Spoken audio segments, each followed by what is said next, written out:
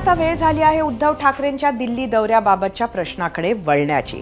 आम्ही विचारलेल्या प्रश्नावर तुम्ही दिलेल्या प्रतिक्रिया पाहण्यासाठी जाऊया आपल्या मीडिया सेंटरवर। आजचा प्रश्न परत एकदा सांगते। उद्धव ठाकरे 3 दिवसीय दिल्ली दौऱ्यावर महत्त्वाच्या नेत्यांच्या भेटी घेणार, याचा उद्धव बाळासाहेब ठाकरे शिवसेनेला विधानसभेत फायदा होईल का? सोशल मीडियावर आलेल्या प्रतिक्रिया बघूयात। एक्स वरून शिवप्रसाद पवार, लोकसभेला एवढा फायदा झाला, विधानसभेला तर नक्की फायदा होईल।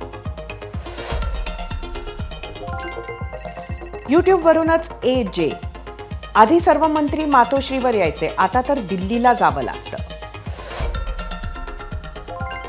YouTube वरून अरुण मांडवे, भाजप बरोबर होते तेव्हा शहांना मातोश्रीवर या म्हणायचे, आता काँग्रेस सोबत आहे तर दिल्ली वारी करायला लागते। YouTube वरूनच अजित वानखेडे, उबाठाचे नुकसान होईल, त्यांचे फक्त 20 आमदार निवडून येतील।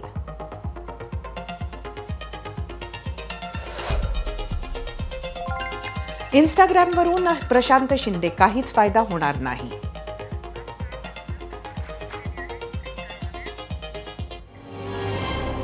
उद्धव ठाकरेंच्या प्रश्नावर तुम्ही दिलेला कौल पाहण्यासाठी जाऊया आपल्या पोल सेंटरवर। परत एकदा जे उशिरा आले त्यांच्यासाठी आजचा प्रश्न।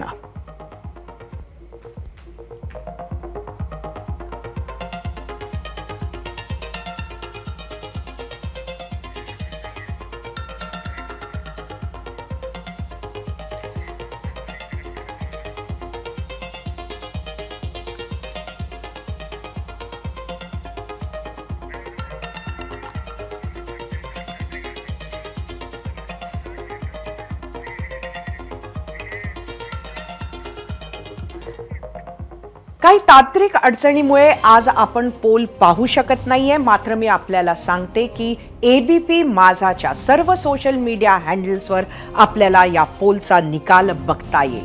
मात्र आता मी आपली माफी मागते, तांत्रिक अडचणीमुळे आम्ही आजचा पोल दाखवू शकत नाहीये।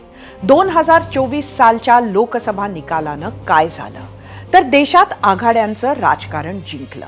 काँग्रेस नेतृत्वातील विरोधकांनी इंडी आघाडीच्या माध्यमातून अनेक पक्षांनी केंद्रीय राजकारणात कमबॅक केला।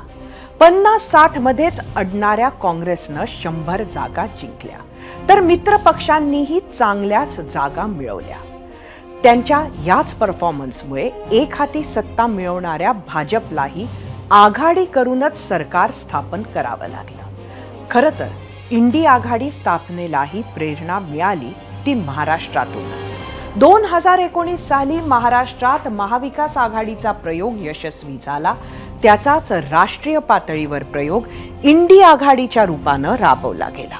त्यातच नरेंद्र मोदी यांना सत्तेतून दूर करता येऊ शकेल हा हेतू साध्य झाला नसला तरी त्याचा विश्वास विरोधकांमध्ये निर्माण झाला आणि त्यामुळेच भाजप सोबत असताना दिल्ली समोर झुकणार नाही असं म्हणणारे उद्धव ठाकरे आपला बाणा बाजूला ठेवून सहजगत्या दिल्लीत जाऊन सर्व विरोधकांना भेटत आहेत। 0 आवरमध्ये आज इथेच थांबूयात। उद्या संध्याकाळी 7:56 पुन्हा भेटू।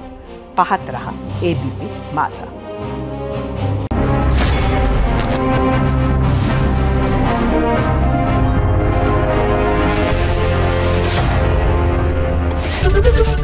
ABP माझा, उघडा डोळे बघा नीट।